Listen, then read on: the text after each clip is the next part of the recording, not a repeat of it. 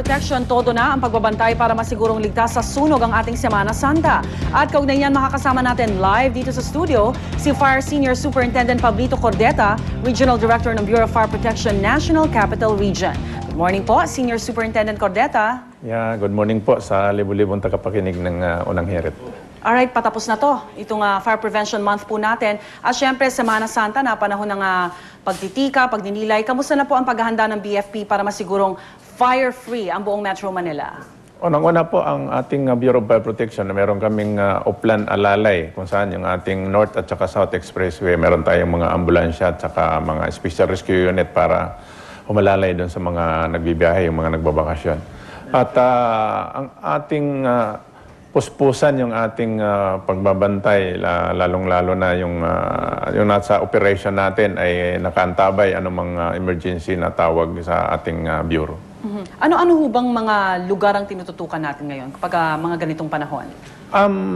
Sa Lakbay Alalay, gaya ng sinabi ko, North at saka South Expressway. Pero ano tayo, naka-heightened alert yung ating pamunuan, lalong-lalo na yung ating mga istasyon sa Kalakhang, Maynila para sa anumang tawag ng tungkulin, gaya ng fire occurrences. Wala rin hong magbabakasyon sa ating mga bumbero, ganun ho ba? Opo, kami po hindi kasama dyan sa mga bakasyon na yun. We work 24 also by 7. At bawal ang bakasyon.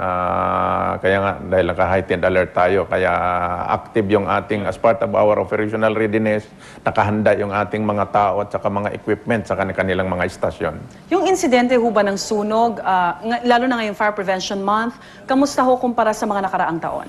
Kumpara ho ng nakaraang taon, of the same period, yung first quarter, yung January to present, tumaas tayo ng 15%. Siguro ang nag-contribute dito dahil nga sa El Nino, medyo uminit talaga ang panahon. Kaya tumaas tayo ng 15% as compared to last year of the same period. Ano ang maibibigay yung fire safety tips sa mga babiyahe, magbabakasyon? Siyempre, iiwan yung kanilang mga tahanan para ligtas ang kanila pong mga bahay. Unang-una po, yung mga tahanan na may maiwan na magbabantay ay kailangan alam nila yung mga emergency hotlines gaya ng 117 o anumang hotlines na pwedeng makatawag sa fire department. Another is, kailangan kung aalis sila ng bahay, kung kailangan patayin yung main switch, ay patayin na nila yung main switch. O di kaya yung mga appliances na hindi rin naman kailangan, maliban dun sa refrigerator, ay i-unplug na nila. At sa ganun ay sigurado sila. I-maintain yung tinatawag natin na good housekeeping. No? Good housekeeping. Bago iwanan yung ating tahanan na pamamahay, ay siguraduhin natin na hindi magkakasama-sama yung pwedeng pagsimulan ng apoy, yung highly combustible materials. Kaya nga, good housekeeping. O ulitin ko, yung mga lalo na sa mga energized appliances, ay i-unplug na natin kung hindi rin naman natin kailangan. Kung ang bahay ay kailangang patayin mo yung main switch, kung walang maiiwan, mas mabuti na. Madalas ko po nakikita yung charger ng cellphone nakasaksak pero walang cellphone. Safe po ba yun? Opo, delikado pa rin po yan. Meron tayong mga occurrences na sa kadahilanan dyan. Dahil ito, pag sumobra, yung excessive heat, kahit na hindi man nag-charge yan, at yung masyadong sensitive yung mga wirings na ito, anytime hindi kayanin nito, mag-melt yung insulations, magkakaroon ng short circuit, disgrasya pa rin po yung delikado pa rin.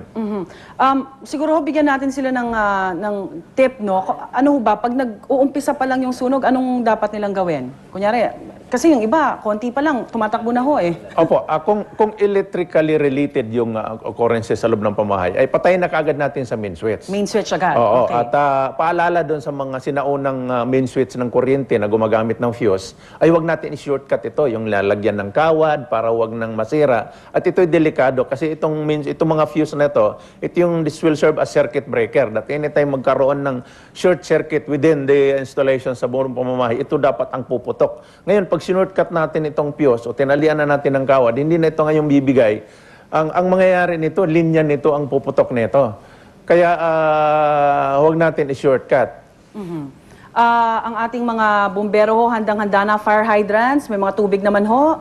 Opo, wala naman tayong problema sa fire hydrants. Yung ating mga bumbero sa Kalakhang, Maynila ay nakahanda po, nakaantabay kasama po yung ating mga equipments ay nakaprepara din po, nakahanda din po para sa tawag ng tungkulin. Panghuling mensahe na lang po sa ating pong mga biyahero. Opo, fire safety is everybody's concern. Ikaw, ako at ang mamamayan ay kailangan magtulong-tulong tayo sa pag-iingat nang sa ganun ay ligtas ang ating pamumuhay. Alright, Senior Superintendent Cordeta, maraming salamat po at magandang umaga ho sa inyo. Maraming salamat din po. BFP NCR Director of Fire Senior Superintendent Pablito Cordeta.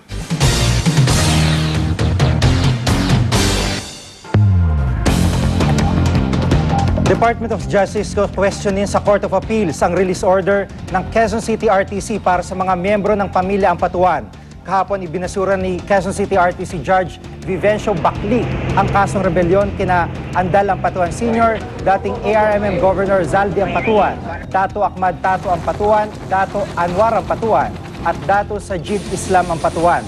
Sa kanyang desisyon, iginit ni Judge Baclig na walang ebidensya para idiin sa kaso ang mga miyembro ng pamilya Ampatuan. Dahil dyan ipinagutos ng korte na palayain ang mga Ampatuan. Pero sabi ng DOJ, dapat manatiling nakakulong ang mga nabanggit na miyembro ng pamilya Ampatuan dahil sa hiwalay na multiple murder case na kanila kinakaharap kaugnay ng Maguindanao Massacre.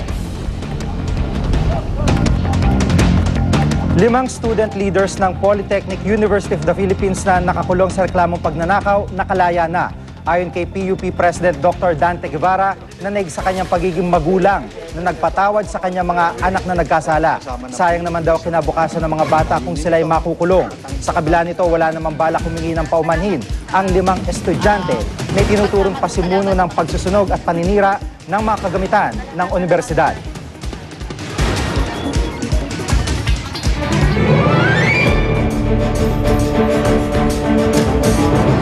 Lumaki ang lamang ni Senador Noynoy Aquino kay Senador Manny Villar sa pinakabagong survey ng Social Weather Stations o SWS at ng pahayagang Business World. Narito ang report ni Sandra Aguinaldo.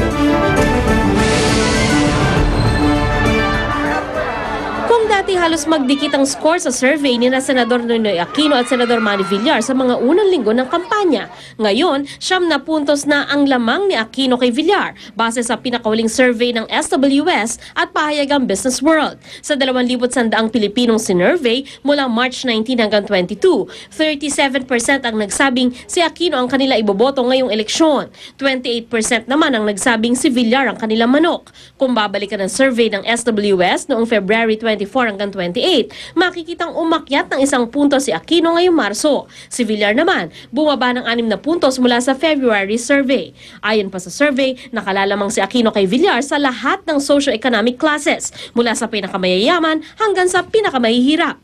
Pero sabi ng SWS, posibleng magbago pa ang mga survey habang papalapit ang eleksyon. Hindi ibig sabihin noon na sinasabi